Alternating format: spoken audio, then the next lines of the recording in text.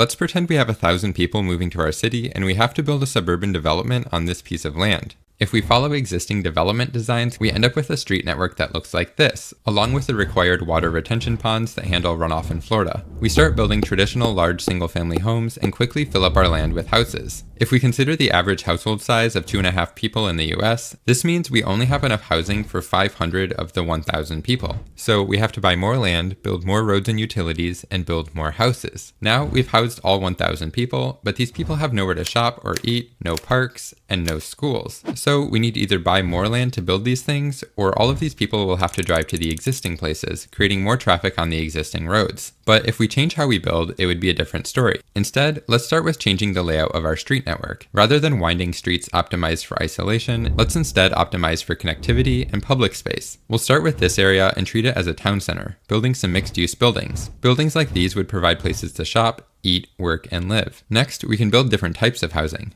This could be things like duplexes, which have 2 dwellings per unit, cottage courts, which are small individual dwellings that share a common space, townhouses, which are a row of dwellings in a larger building, apartments, and a variety of detached single-family homes, including ones with front yards and garages in the back, and some traditional larger ones with big yards and driveways. While the average household size is 2.5 people, now that we have a wider variety of housing types, different size households can choose a housing type that might be a better match for their needs. For example, a single young adult might choose to live in a cottage, while a retired couple might choose to live in a townhouse, and a family of 4 might choose to live in a big house with a backyard. Taking this into consideration, we're able to redistribute our average household size by housing type. And when we look at our entire development, we've managed to not only house all 1,000 people without having to buy any additional land, but we've also made space for shops, restaurants, and offices. In fact, we still have some room to spare. We can use this space for a school, parks, public pools, or more mixed use. Since we didn't have to purchase more land, all of that additional land purchased in the first example is able to remain untouched,